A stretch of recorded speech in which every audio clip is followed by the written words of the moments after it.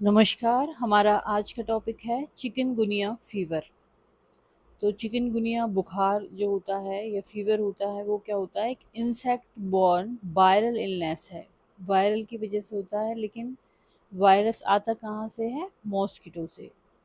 जब मॉस्किटो किसी को काटता है जिसमें कि वो वायरल प्रेजेंट होता है, तो इसलिए इसको इंसेक्ट बॉर्न वायरल डिजीज भी कहते हैं। That causes sudden onset fever, एकदम से तेज बुखार आना, आर्थ्रेल्जिया, जॉइंट में पेन होना और रैश होना, स्किन पे रैश होना, इसकी क्या है, एक तरह से सिम्टम है।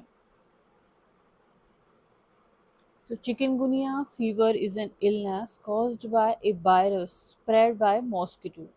The name means bends you up or stoop walk, जैसे कि कोई झुक के चलता है या फिर बैंड होके चलता है, तो वो मतलब होता है चिकनगुनिया का। चिकनगुनिया का मीनिंग क्या होता है? बेंड्स यू अप, झुक के चलना, या फिर स्टूप वॉक, झुक के वॉक करना। Because the infection causes severe joint and muscle pain, क्योंकि इस बीमारी से क्या होता है, बहुत ज़्यादा जॉइंट पेन होता है और मसल पेन होता है, तो व्यक्ति कैसे चलता है? झुक के या परेशान होके चलता है इसमें। Chikungunya is a mosquito borne viral disease. Chikungunya virus से होती है, चिक बी भी बोलते हैं इसको। और ये क्या है? एक आर एन ए वायरस है। दो तरह के वायरस होते हैं मेनली, डीएनए और आरएनए। तो चिकनगुनिया कैसा वायरस है? आरएनए वायरस है। In the alpha virus genus of the family toga viride, तो इसकी फैमिली है टोगा विरिडी और इसका जीनस है एल्फा वायरस, इस वायरस का। The disease was first recognized in 1952 during an outbreak in southern Tanzania. तो सदर्न जो दक्षिणी तंजानिया है उसमें आउटब्रेक हुआ था, और ये 1952 में सबसे पहले रिकॉग्नाइज हुई थी disease. Chikungunya virus is transmitted by mosquito, most commonly Aedes aegypti and Aedes albopictus। तो ज़्यादातर जो कॉमन मॉस्किटो होते हैं, इसको ट्रांसमिट करने वाले, एक व्यक्ति से दूसरे व्यक्ति तक फैलाने वाले, तो ये होते हैं एडिस इजिप्टी और Aedes albopictus.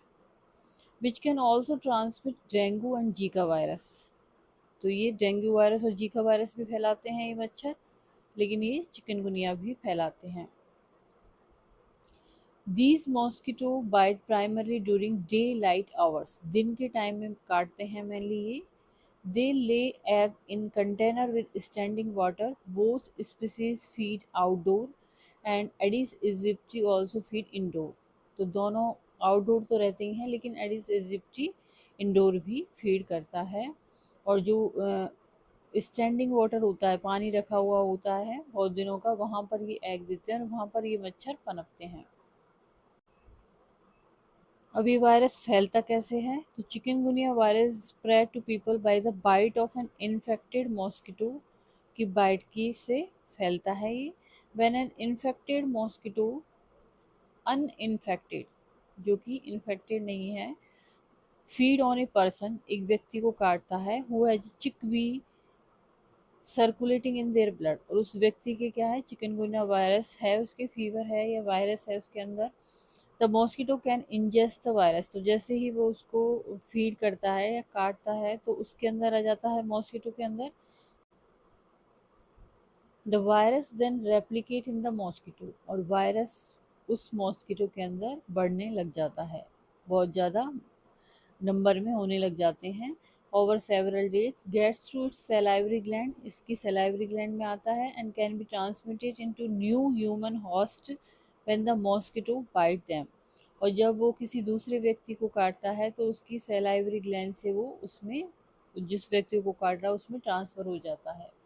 The virus again begins to replicate in the newly infected person, और फिर जिसको काट रहा है वो मॉस्किटो उस व्यक्ति के अंदर चला गया, वायरस वहाँ पर रेप्लिकेट होने लग जाता है, reach high concentration in their blood, eight which point they can further infect other mosquito. फिर यदि कोई दूसरा मॉस्किटो उसको काटता है, उस व्यक्ति को, तो वो उसके अंदर चला जाता है, and perpetuate the transmission cycle, और इसी तरह से साइकिल चलता रहता है। अब इसके सिम्टम्स क्या होते हैं? Symptoms of chikungunya often appear with in 2 to 7 days after a bite from N infected mosquito. तो जो इन्फेक्टेड मॉस्किटो है उससे 2 से 7 दिन में ये उस जिस व्यक्ति को खाया उसमें सिम्टम आने लग जाते हैं। In symptomatic patient, chickpea disease onset is typically 4 to 8 days, ranges 2 to 12 days after the bite of an infected mosquito. It is characterized by an abrupt onset of fever. एकदम से अचानक से उसको फीवर आ जाता है. Frequently accompanied by severe joint pain. The joint pain is often debilitating and usually lasts for a few days. बहुत ज़्यादा होता है इसमें joint pain और कभी कभी कुछ दिनों तक होता है और कभी कभी ये कुछ महीनों और बहुत सालों तक भी होता है, but may be prolong lasting for weeks months और even years. Other common sign symptoms हैं जॉइंट स्वेलिंग होना, muscle pain, headache, nausea, fatigue and rash. Diagnosis कैसे करते हैं इसका? Chikungunya virus may be detected directly in blood sample collected during first week of illness. Detected इनको देखा जा सकता है ब्लड सैंपल में यूजिंग टेस्ट किसके द्वारा? Reverse transcriptase polymerase chain reaction, जो RT-PCR टेस्ट होता है उसके द्वारा इसको डायग्नोस किया जा सकता है। नेक्स्ट आता है treatment and vaccine. The clinical management include addressing fever and joint pain with antipyretic. जो फीवर वाली दवाइयाँ होती हैं वो दी जाती हैं, ऑप्टिमल एनाल्जेसिक दी जाती है, drinking plenty of fluid, fluid का इसमें बहुत रोल होता है, और जनरल रेस्ट का। पैरासीटामोल और acetaminophen are recommended for pain relief, और ये डॉक्टर की सलाह पर ही लेने चाहिए, and reducing fever until dengue fever are ruled out. जब ये कंफर्म हो जाता है कि इस पर्टिकुलर व्यक्ति को डेंगू फीवर है तो उसके बाद में, मतलब कि डेंगू का टेस्ट हो गया और यदि डेंगू है तो उसको तो फिर NSAID नहीं देते हैं, प्लेटलेट की प्रॉब्लम होती है, क्योंकि इस वजह से यदि डेंगू नहीं है तो फिर NSAID दे सकते हैं, और यदि डेंगू है तो क्या होगा, रिस्क ऑफ ब्लीडिंग उसमें ज़्यादा हो जाएगी। The treatment is symptomatic, and in 98% of outpatient cases, bed rest should be kept preferably using mosquito netting। Mosquito net लगाना चाहिए और रेस्ट करना चाहिए। It is necessary to drink plenty of liquid water, coconut water, soups, fruit juice, oral rehydration serum. तो prevention में क्या होगा? Insect repellent जो क्रीम होती है मच्छरों के लिए वो, wear long sleeve shirts and pants, treat clothing with and gear with 0.5% permethrin से इसको ट्रीट किया जाए जो भी क्लोथिंग है। Choose lodging with air conditioning or screen or window and door. Use a mosquito net if you will sleeping outdoor. Then nursing diagnosis में क्या होगा इसके? हाइपरथर्मिया, फीवर होना related to increase in metabolic demand की वजह से, deficient fluid volume related to dehydration की वजह से फ्लूइड वॉल्यूम डेफिसिट होना।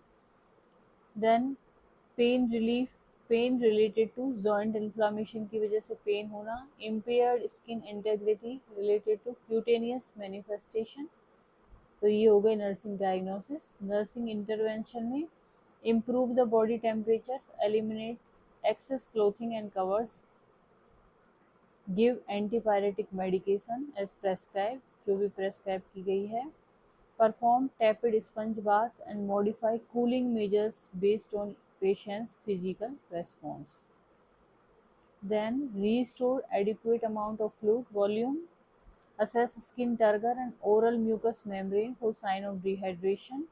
तो स्किन टर्गर देखेंगे, ओरल म्यूकस मेम्ब्रेन देखेंगे कि डिहाइड्रेशन नहीं तो नहीं है, कलर और अमाउंट ऑफ यूरिन देखेंगे, यूरिन आउटपुट यदि less than 30 ml per hour है 2 कंसिक्यूटिव आवर्स में, urge the patient to drink the prescribed amount of fluid, fluid या ज़्यादा ले वो, एंड एडमिनिस्टर पेरेंटल फ्लूइड भी एडमिनिस्टर, IV फ्लूइड भी एडमिनिस्टर किया जाता है इस कंडीशन में। रिलीफ फ्रॉम पेन के लिए यदि acknowledge report of pain immediately, provides rest periods to promote relief, sleep and relaxation, and provide analgesic as ordered। evaluating the effectiveness of inspecting for any sign and symptoms of adverse reaction. Then improve the integrity, skin में rash होते हैं तो उसके लिए क्या करते हैं, monitor site of impair tissue integrity at least once daily, एक दिन में एक बार जरूर चेक करें, for colour change, redness, swelling, warmth, pain और other sign of infection. Provide tissue care as needed. Tell the patient to avoid rubbing को avoid करे, स्क्रैचिंग को अवॉइड करे. प्रोवाइड ग्लव और clip the nail if the necessary. Administer antibiotic as order, यदि prescribe किए जाएँ तो antibiotic ले. आज हमने जाना चिकनगुनिया फीवर के बारे में. यदि वीडियो आपको पसंद आता है तो इसको लाइक करें, चैनल को सब्सक्राइब करें, कमेंट करें और शेयर करें. Thank you.